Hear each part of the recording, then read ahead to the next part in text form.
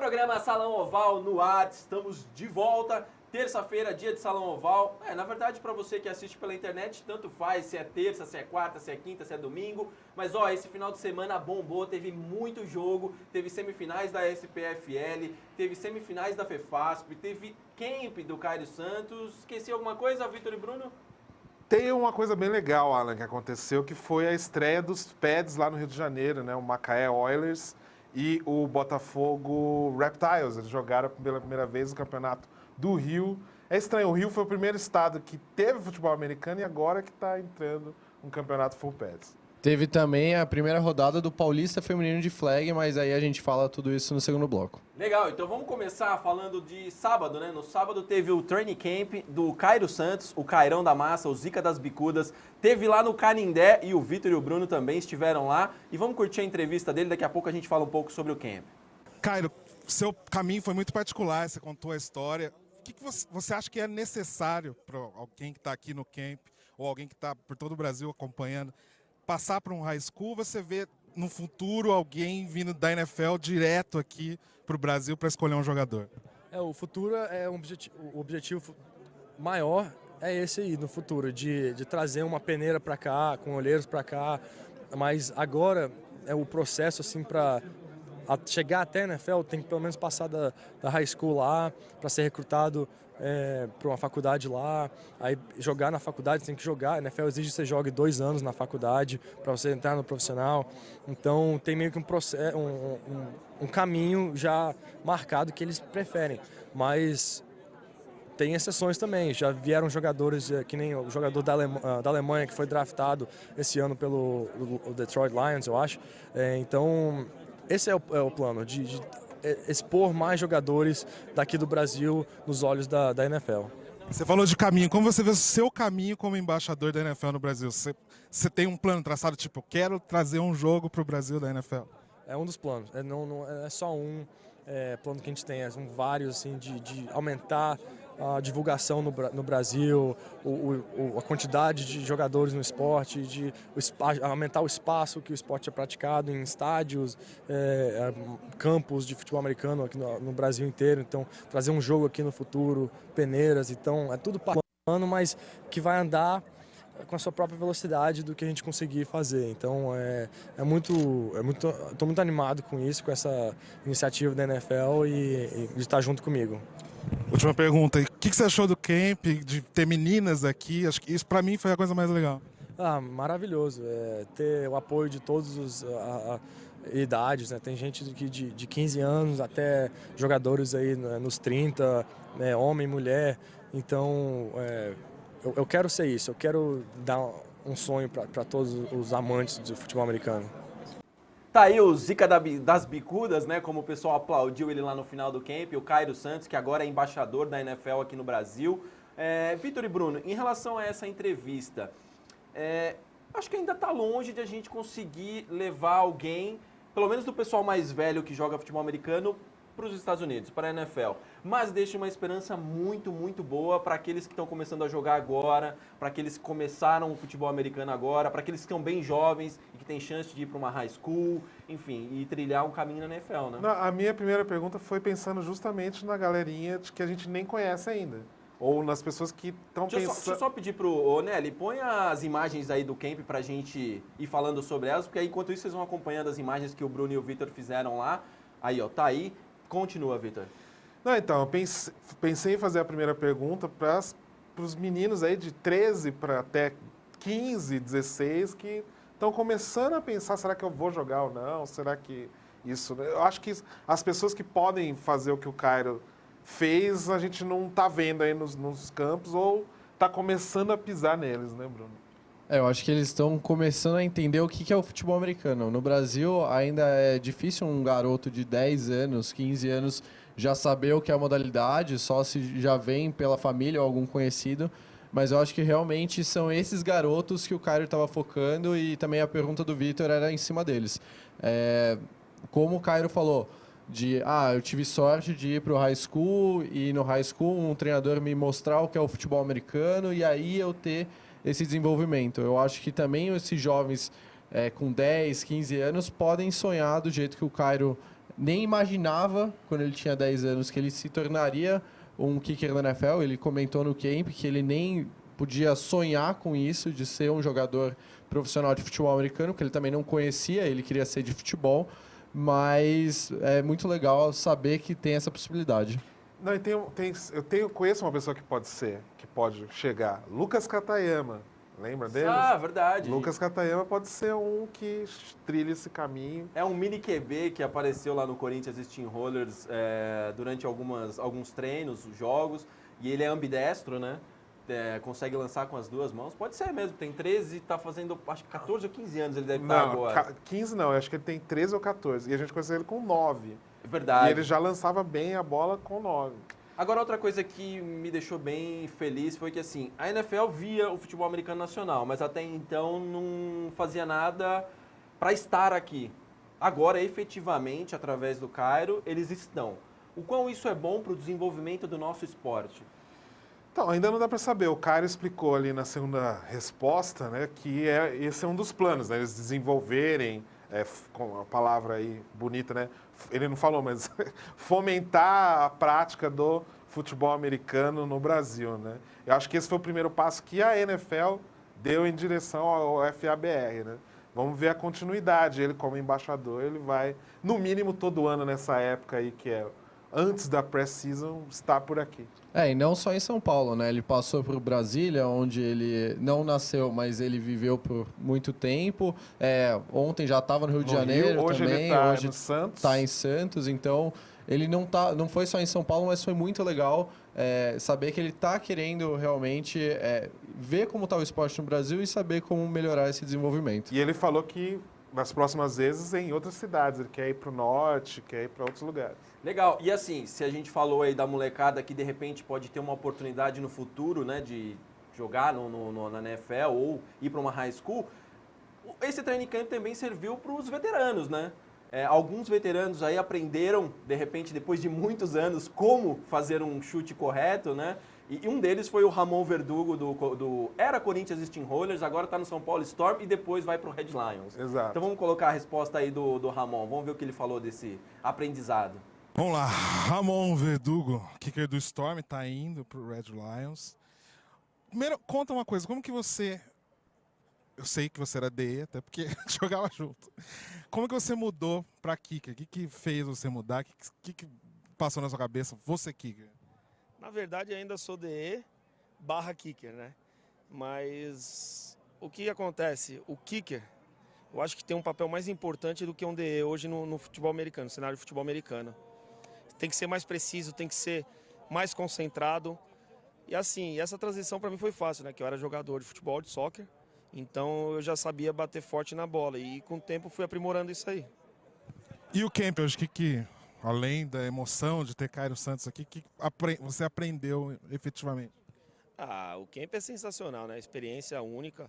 E assim, a gente já achava que sabia bater na bola, achava que estava bom, mas ele deu uns toques pra gente que a gente vai procurar treinar para tentar estar melhorando cada vez mais. Mas o camp em si é uma coisa única, experiência sensacional. Mas qual foi o toque que assim que você falou, puta, nunca pensei nisso? Posição de perna, posição do pé, que não precisa ter tanta força. Se você bater com jeito na bola, ela vai melhor, com mais direção do que você batendo com força. E esses toques vão ser primordiais para o campeonato nacional. Tá aí, não foi só os kickers, não, os aspirantes a kicker ou os kickers que aprenderam também, não. O técnico, né, alguns coaches que estiveram por lá também aprenderam muito e um deles foi o Tidos da Portuguesa. Vamos conferir também o que ele falou. Ele me demonstrou a rotina dele diária de treinos e até fora dos treinos que ele faz, quais são os drills. Foi bem rico, assim, eu ainda como coordenador de esportivos da seleção ainda é uma coisa que me fez muito bem, assim, já é uma coisa que a gente não praticou nos camps, com os kickers de lá e os Panthers também, que com certeza no próximos que tiverem isso já vai ser incluído, assim, foi um conhecimento que provavelmente eu não tinha e ninguém provavelmente aqui tinha, assim, que ele passou, foi muito rico de conhecimento, assim, de tudo, não de fundamento da posição de kicker e de tudo, de drills, treinos, como treinar, condições de campo, realmente foi bola, foi bem rico nesse sentido, assim. Tá aí, pela resposta dos dois ficou bem claro que foi um camp assim de muito aprendizado mesmo, né? eu já estive também num time da NFL, o Arizona Cardinals, e é diferente, é outra estrutura e tal, e claro que ali não tinha a mesma estrutura, mas o Cairo trouxe todo o pensamento, como fazer, e toda essa troca é muito rica. A gente tem uma entrevista do Douglas Soares na nossa página, que também foi muito legal, os detalhes que ele falou que aprendeu, e a história dele para ter vindo de Recife para cá. Foi a vaquinha da equipe? É, né? então, realmente foi legal que as equipes, algumas delas, né, têm essa noção de que realmente precisa investir se quer chegar em algum lugar, se quer fazer o trabalho sério. Para os kickers foi excepcional. A gente tinha kickers de São Paulo, Rio de Janeiro, como o Vitor falou, até de Recife. Tinha do Croco também? Do Croco, mas times de flag, incontáveis os times que estavam lá como kickers. Mas também o que o Cairo passou de experiência de vida, eu acho que foi o mais importante para quem não era kicker. Ele respondeu algumas perguntas e mostrou assim que ele está na NFL, mas o cara é totalmente humilde, o cara é totalmente trabalhador. Ele chegou a ser titular do Kansas City por causa de um trabalho muito bem feito no training camp. Então, assim, mostrou que para você chegar lá, você não tem que ser estrela, você não tem que... Tem que trabalhar. Exatamente. o foco Você no tem que trabalho. trabalhar e focar nisso se você quer fazer acontecer. Eu lembro que eu perguntei para ele sobre o foco, né? Que eu vi um jogo dele lá em Oakland, e assim, o trabalho dele no aquecimento parece que ele está em outro planeta. Parece que ele está sozinho realmente naquilo que ele está fazendo. E ele falou que foi algo que foi crescendo, não foi algo que ele nasceu com isso nem nada. Ele trabalhou para chegar nesse nível.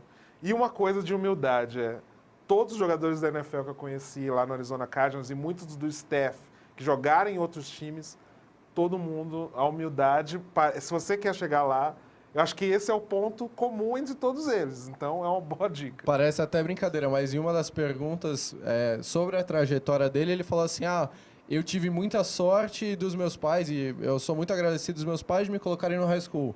O meu treinador de me mostrar o futebol americano. O meu empresário de conseguir a melhor oportunidade para mim, que foi o Kansas City Chiefs. De batalhar contra um cara que estava 5 anos na liga e conseguir superar esse jogador. Do time me apoiar quando eu tive um jogo contra o San Diego Chargers e fazer uma bela partida. Então, assim, óbvio, ele tem uma baita de uma bagagem, ele é totalmente competente, mas nunca o eu.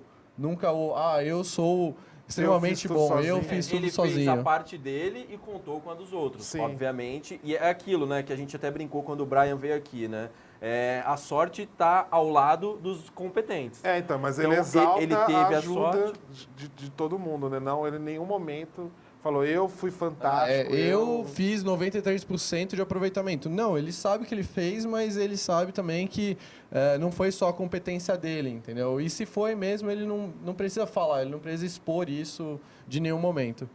E vale lembrar que o Cairo teve ameaçado, né? No começo ali da NFL, ele começou um pouco mal ali nos primeiros jogos do Kansas City Chiefs, e depois a equipe continuou dando apoio para ele se superou como pessoa, porque aí ele suportou a pressão que e se deu muito bem, porque depois fez boa parte dos pontos do time dele, né? Ele falou também no camp que o jogo que deu a paz entre ele e a torcida foi contra o San Diego Chargers, que ele fez uma bela partida, e depois disso, tanto os fãs, mas também a mídia lá dos Estados Unidos falou, nossa, esse garoto sabe chutar a bola e tem futuro. E aí tá mostrando que realmente tem muito futuro na NFL. A temporada passada foi incrível, né? Legal, então para fechar essa história do camp, vamos colocar a entrevista do diretor da SPFL, o Ricardo Trigo, para ver o balanço que ele fez desse camp do Cairo. Ricardo Trigo, qual que foi o balanço aqui, gente do Brasil inteira no training camp do Cairo Santos,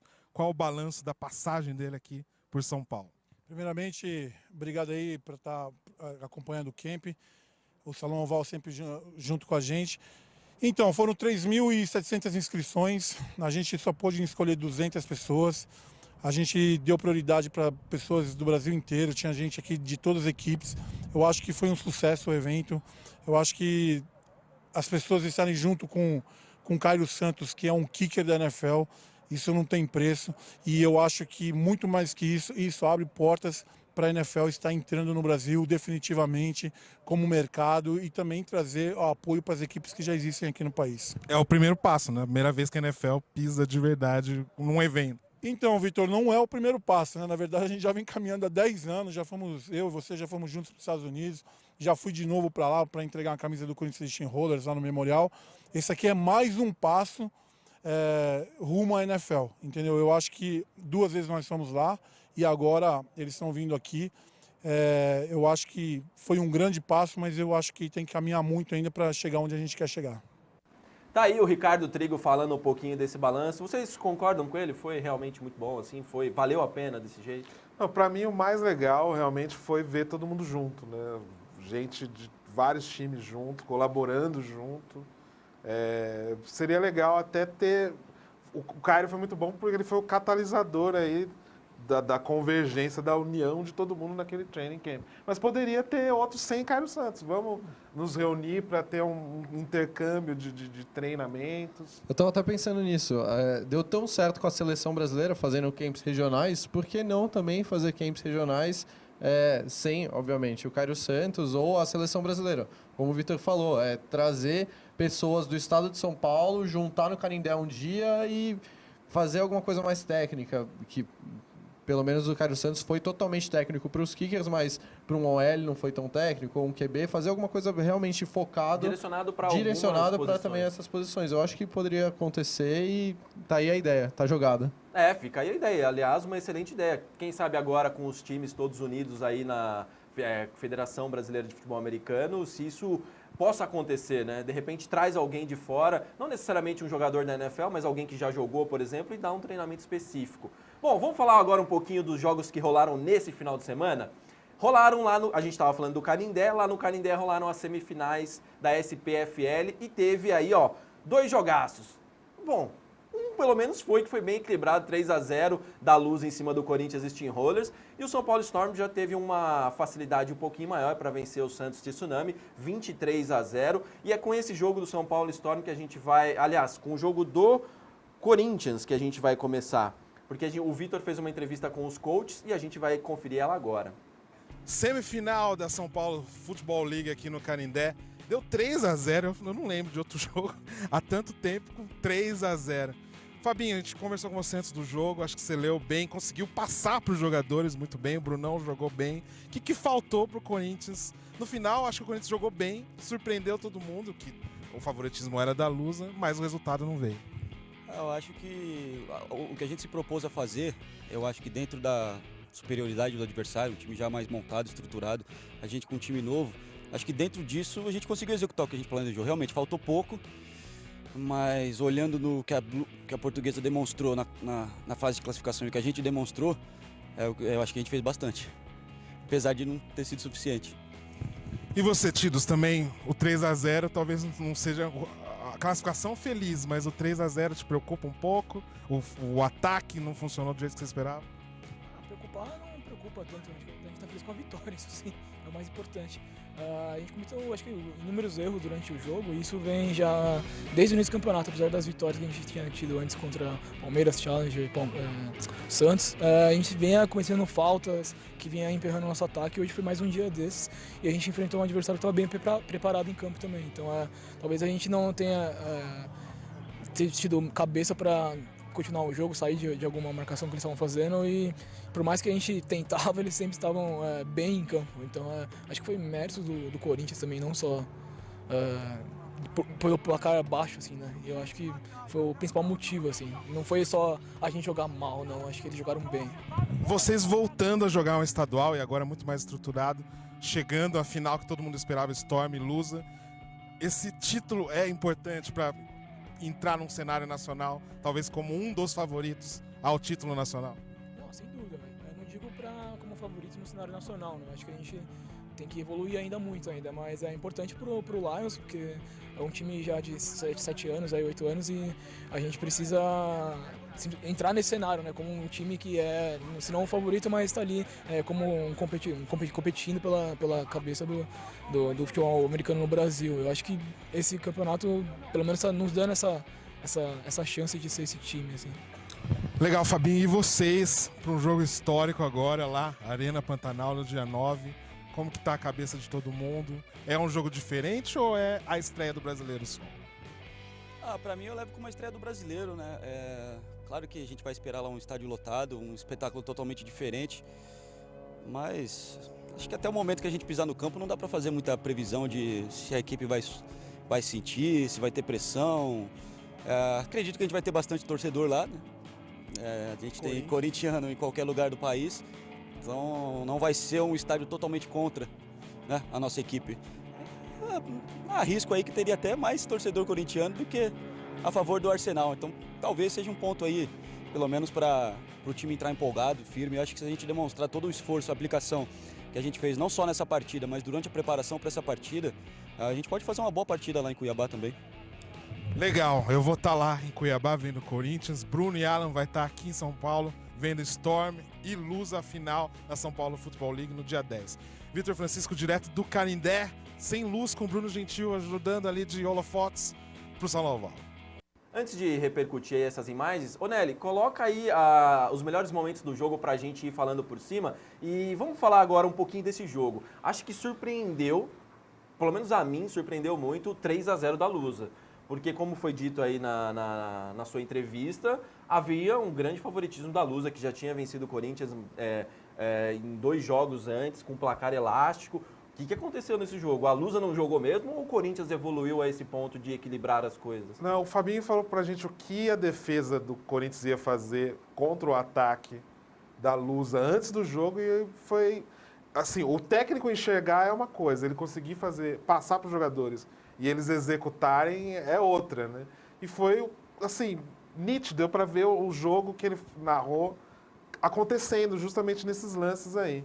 Só que o que faltou para o Corinthians foi o ataque ter continuidade, né? Por mais que ele tenha o Corinthians pressionado o Catulo foi muito mais protagonista, e mesmo errando, do que o Diego Clauston no jogo.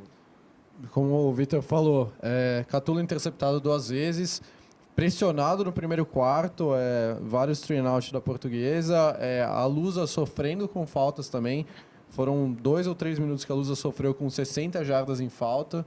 Então, assim, o ataque do Corinthians não performou como poderia quando você tem Mega, quando você tem Branco, Igor Braga, Mateuzinho. Então, faltou um pouco do ataque porque a defesa jogou muito bem. Na segunda interceptação do Brunão, por exemplo, a defesa saiu totalmente empolgada por ter feito uma boa jogada, um turnover.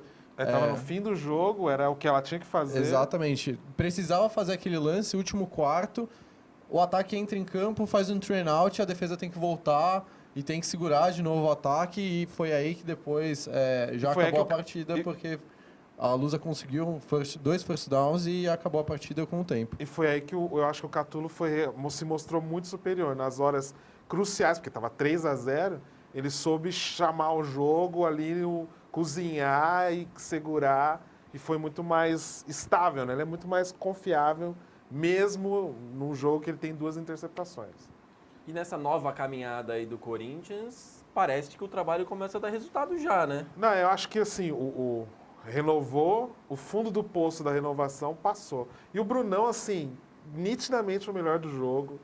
Realmente fantástico, não foi só as 2 interceptações, teve esse lance aí, vários tackles, que ele era o último cara, realmente safety, assim, e aí a interceptação dele é a segunda. Então, ele foi realmente, nitidamente, o melhor do jogo, mas, né, faltou o ataque ter algum protagonista, né? Teve um lance fantástico, foi uma recepção do Mega, mas insuficiente, né? Logo depois foi a interceptação do Clauston, que foi meio precipitada ali. Que foi o Mauá que fez a interceptação, exatamente, né, pela parte da Lusa. Mas foi exatamente o que o Vitor falou. Eu acho que a Lusa está no caminho muito bom. Esse jogo contra o Storm vai definir realmente quem está um degrau acima, mas o Corinthians chega para a CBFA com um potencial aí muito bom na sua defesa e com boas peças no ataque. Legal, e o Vitor falou do Brunão aí nos comentários.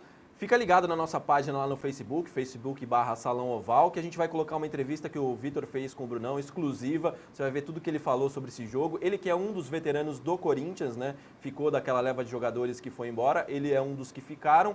E tá dando resultado aí, tá ajudando a defesa dele e fazendo bom trabalho no time. Agora a gente vai para um rápido intervalo, na volta a gente fala do outro jogo da SPFL, fala também das finais da FEFASP, aí, das semifinais da FEFASP, que eu estive lá em Jundiaí, foi muito legal, e vamos falar também do flag e muito mais. Fica aí.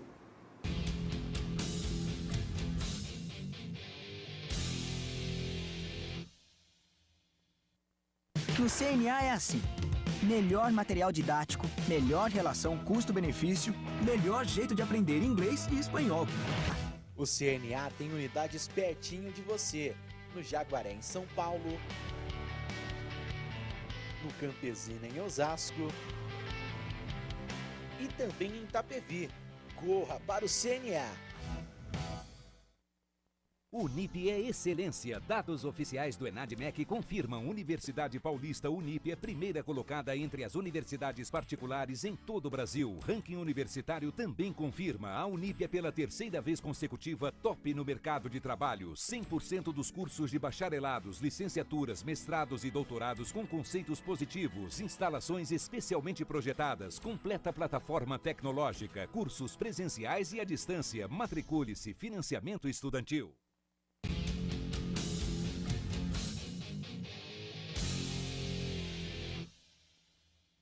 Intervalo rapidinho, já estamos de volta e vamos dar continuidade falando ali da SPFL. Na outra semifinal, o São Paulo Storm venceu o Santos Tsunami por 23-0, como vocês viram no bloco anterior. E o Vitor fez uma entrevista bem legal que a gente curte agora. Direto do Canindé, semifinal, a primeira da São Paulo Football League.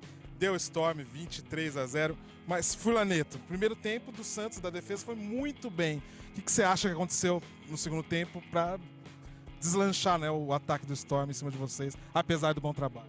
Bem, a gente estudou bastante eles, a gente sabia o que eles iam fazer, a gente se preparou bastante, como se preparou para todas as partidas. A gente sabia que ia ser um jogo duro, só que eles jogaram no nosso erro, a gente sabia que ia ser bastante jogo corrido, ia ter bastante porrada, mas eles acertaram mais, a gente errou besteira, houveram alguns erros na corrida, faltas que não deram, mas isso acontece, é do jogo mesmo. Mas o ataque também não conseguiu encaixar o que eles tinham planejado e acontece que quem não faz toma, infelizmente. Ficou muito tempo a defesa do Santos em campo. Diamas, eu acho que o seu touchdown primeiro destrancou o jogo, né? Porque estava bem amarrado, né? O Santos veio com um estilo de jogo muito forte. Estava nítido que eles tinham estudado a gente, porque conforme a gente alinhava, eles já faziam os ajustes, então a gente teve que ir mudando as nossas técnicas de ataque para ir ajustando com os erros da defesa. Legal, Diamas 2 belíssimos touchdowns, o Storm ganhou 23-0 aqui no Canindé, tá na final da São Paulo Football League, mas e lá na FEFASP, lá em Jundiaí? O que será que aconteceu? Eu não sei se o Diamas sabe, o Furlaneto talvez, né, agora ele não tá nem pensando muito nisso, mas o Alan Albuquerque sabe, tá lá no Jaime Sintra, vai falar pra gente quanto foi Vipers e Storm jogando duas vezes, na mesma hora, no mesmo dia, numa outra semifinal. Alan, o que aconteceu aí em Jundiaí? Vitor, eu tô aqui no Jaime Sintra, não, mentira, eu tô aqui nos estúdios, a gente pensou essa matéria assim, dessa forma. Eu gravei uma entrevista bem legal com o Finex e com o Cosmo, o Finex do São Paulo Storm e o Cosmos do Vipers, mas infelizmente deu um problema no áudio e não rolou. E lá o São Paulo Storm acabou perdendo, foi 9-7 para o Vipers, um jogo que daqui a pouco a gente confere. Vamos falar primeiro desse Santos e Fala Storm. o nome de novo dos jogadores. O Finex e o Cosmos. Parece o nome de, como é que é? Cavaleiros do Zodíaco, né? Uma coisa... Mas só assim, foi uma entrevista muito legal mesmo. Eu fiquei muito triste quando o áudio deu problema, porque foi bem rica. O Finex falou dessa questão de jogar duas competições do São Paulo Storm. Eles que têm um time ali esse time de desenvolvimento que foi para Jundiaí. E ele falou que às vezes fica na expectativa, porque pode ser que ele jogue no outro time, né, no time chamado principal. Depois eu também fiz uma entrevista muito rica com o Generoso, que é presidente lá do São Paulo Storm. Tinha sido muito bacana, mas também ficou com áudio muito ruim, então eu peço desculpas para eles. E vamos falar agora então de Santos e Storm, vamos colocar as imagens aí, porque eu esperava um jogo mais equilibrado. Não, o jogo no primeiro tempo foi muitíssimo equilibrado, né? Eu acho que o Santos foi um pouco o que o Corinthians fez contra a Portuguesa, só que um pouco abaixo, né? O primeiro tempo, esse lance foi lindo demais. O primeiro tempo da defesa do Santos foi quase perfeito. E o ataque realmente do Santos, muito novo ainda, muito começando, não conseguia desenvolver quase nada, né? E aí no segundo tempo não deu. A defesa do Santos fez o que a gente até pensava que ia acontecer. Vamos segurar, vamos manter o placar baixinho ali, uma posse de bola, e vamos tentar arrancar essa vitória do Storm. Até esse touchdown do Jamas, a gente ainda achava que o Santos podia reverter, porque tinha acontecido um safety, estava 2-0, e um field goal podia colocar o Santos na final. Mas aí eu acho que esse touchdown do Jamas, até do jeito que foi derradeiro para o Santos falar, nossa, agora a vaca foi pro brejo, e também o Storm com o Urlacher e o outro touchdown do Jamas fechar a conta. Então, eu acho que a defesa estava realmente uma fortaleza ali mental, fazendo o seu trabalho. Aí, a partir do momento que saiu esse touchdown e você vê que o ataque não desenvolve, complica, né? E aí desandou pro Santos. Então, vamos aproveitar que a gente já está falando do Storm, vamos colocar as imagens do Vipers e Storm, que inclusive quero agradecer a Vipers TV por ter cedido essas imagens. Quando eu cheguei lá, o jogo já estava no finalzinho e eles gentilmente aí cederam as imagens do jogo. E vamos falar disso. A gente tem falado muito de futuro, né, do futebol americano nacional. O Corinthians começou há um ano esse projeto de uma categoria de base grande para fornecer futuros jogadores. O São Paulo Storm também tem esse planejamento de criar novos jogadores e com isso vem ganhando força. Porque assim, passa-se o tempo e o São Paulo Storm se mantém entre as melhores equipes de São Paulo, né?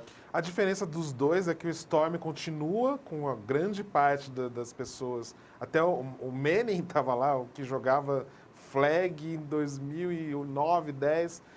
O Storm continua com os veteranos e o Corinthians perdeu quase todos e estavam quase todos na lusa, né, nesse domingo. Então, o Storm acho que vai ter uma transição mais calma aí, né?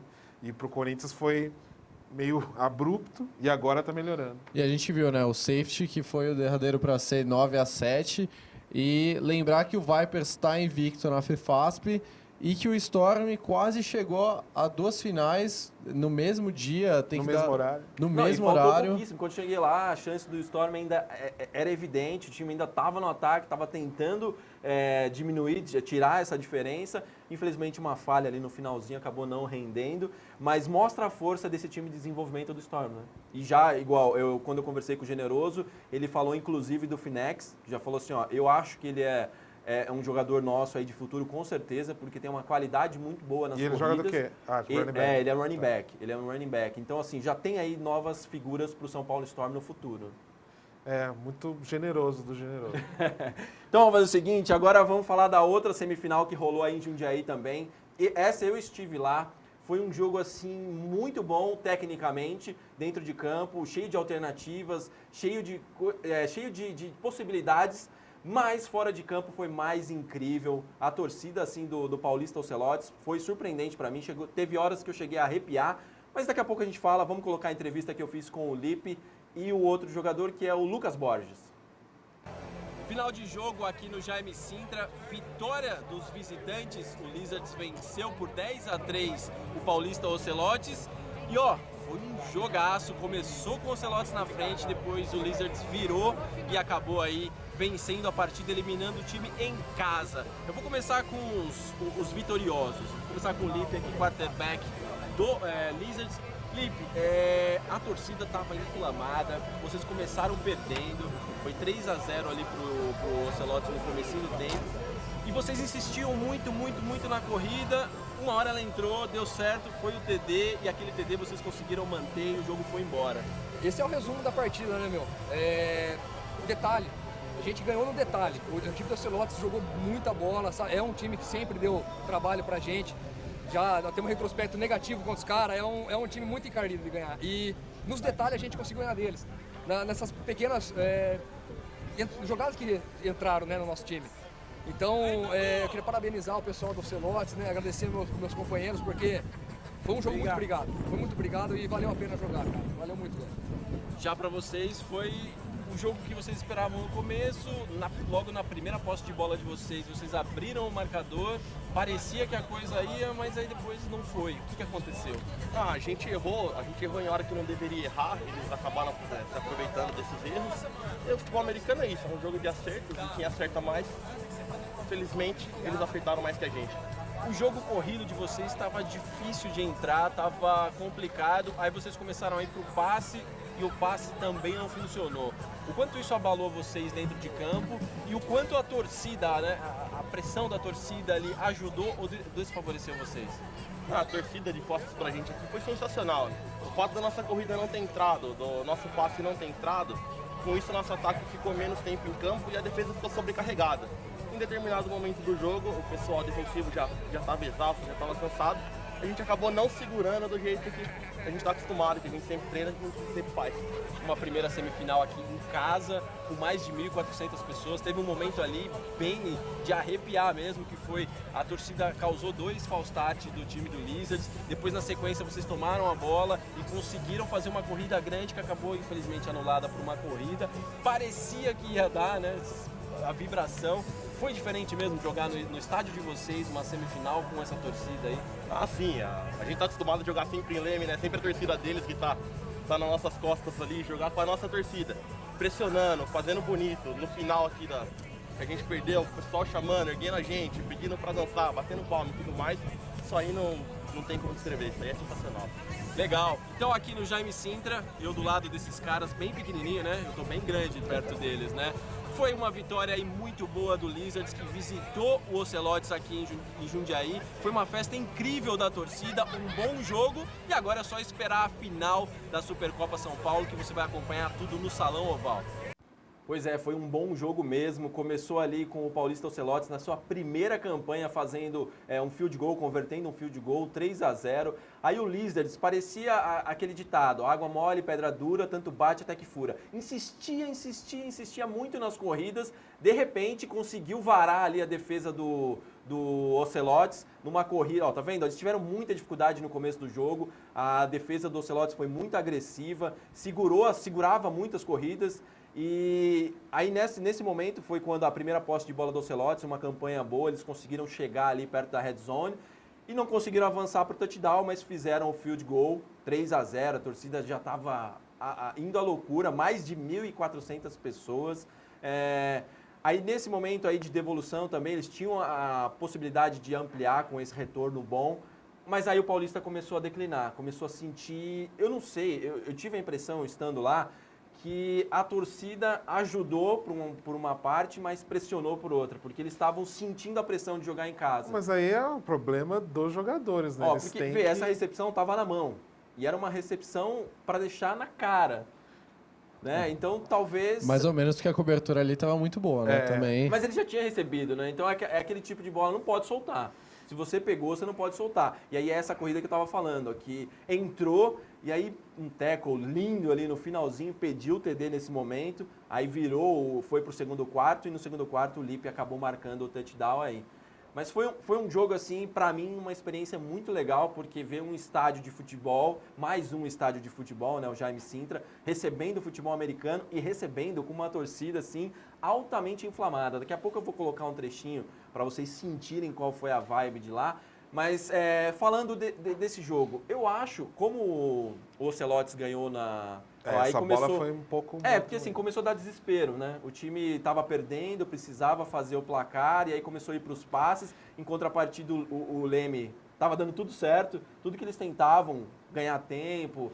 Aí, e o Ocelotes estava invicto, né? Eu falei ali, vocês, não sei se vocês perceberam, eu falei o resultado 10-3. Aliás, passei o resultado errado para o Vitor, 10-3, que acabou publicando na nossa página, depois ele corrigiu, foi 14-6, porque aquele lance... 14-3, porque aquele lance ali confundiu todo mundo. Foi um field goal convertido pelo time do Lizards, aí houve uma falta que foi declinada, então, tipo, os times já estavam saindo de campo, estavam entrando os times para kickoff, de repente voltou todo mundo, e ninguém entendeu nada. E aí o Lizards tentou o TD, não deu certo, então aquele field goal foi anulado, só uns 10 minutos depois que a gente sacou que tinha acontecido, e mais pra frente o Lizards acabou fazendo o touchdown deles, o touchdown da vitória. E afinal, então, ficou Vipers e Lizards Já tem data ou não? Não tem data e não tem local, mas muito provavelmente vai ser lá em Leme, como Sim. de costume, o melhor campo, né? O campo preparado aí para futebol americano, um campo específico. Então provavelmente a final vai ser por lá. Agora eu quero colocar um videozinho bem curtinho para vocês sentirem a vibe que foi lá. Solta aí, Nelly.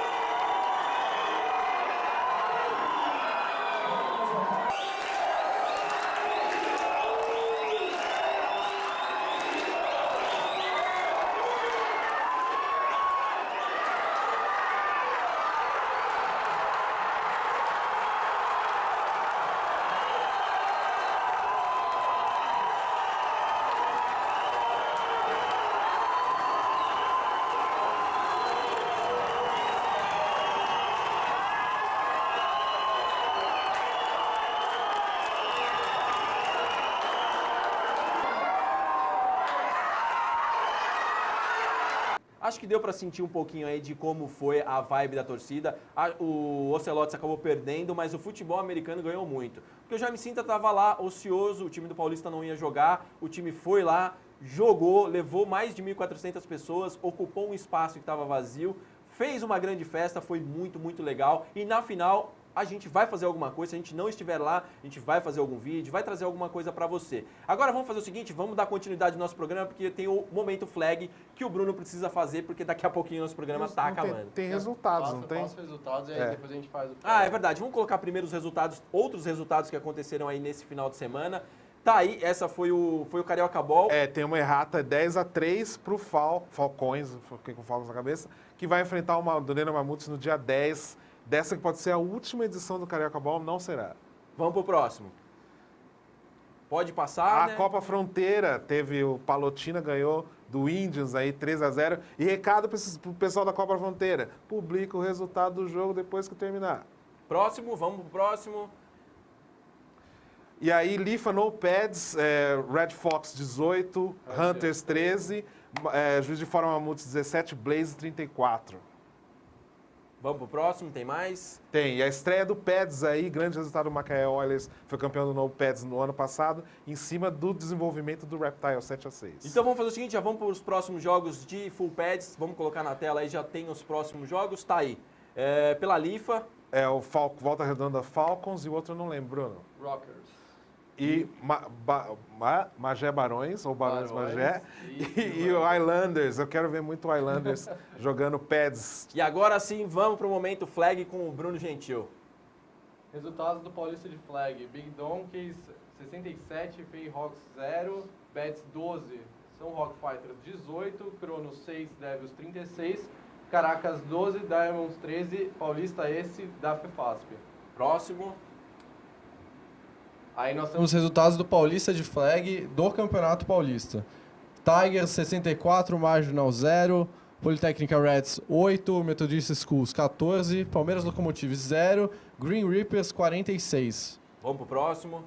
Aí a gente tem os resultados do Paulista de Flag feminino. São Carlos Bulldogs 13, Locomotives 7, São Paulo Spartans 31, Underdogs 20, Locomotives 0, 39 o Spartans, Underdogs 20, São Carlos Bulldogs 18. Tem mais? Tem mais. Aí são os próximos jogos do Campeonato Paulista de Flags. Os contra os Superchargers, Lençóis Paulistas Readers contra Ducks Football, São Carlos Bulldogs contra Unicamp e Eucaliptus. Temos mais jogos também do Paulista de Flag. Vamos pro próximo, Nelly, por favor. Aí. Essa é a Conferência Metrópolis. Mogi Desbravadores contra São Paulo Tigers. Bom jogo esse. O Desbravadores foi campeão da conferência no passado. Jundiaí Flag Football contra Guaratinguetá White Cranes. Werewolves contra o Marginals domingo às 15 horas. Tem mais? Tem Vamos mais. Para o próximo. Próximos jogos da FEFASP de Flags. Caracas Strong Bears contra Imperators. Corinthians Steamrollers contra Osasco Soldiers. Mackenzie Mohawks contra Diadema Diamonds. Legal, tem mais? Gente, Acabou. o que não Acabou teve, muito jogo. o que não teve de pads tem de flag. E o Palmeiras, meu Deus, nem no flag. Só- E o Lençóis Paulista é o único time de Bauru ali da região, então eu vou torcer. Só um adendo, a gente também vai ter agora o Circuito Nacional de Flag, vamos ter regionais agora acontecendo nesse final de semana, mas como o tempo está curto, acesse a nossa página que a gente coloca lá e semana que vem a gente fala também deles. Semana que vem a gente vai ter mais tempo, aí o Bruno pode dar uma passada melhor aí por esses jogos. E só para o destaque final de vocês, pra gente se despedir desse programa. Não, eu quero ver o Palmeiras Desse programa ganhando. não, né? De hoje, né? O Palmeiras tem que ganhar, até no flag tem que ganhar. Muitos jogos de flag acontecendo, a gente está recebendo bastante material, mas mandem vídeos, mandem fotos que a gente coloca aqui também. E na página. Então manda aí Facebook/Salão Oval.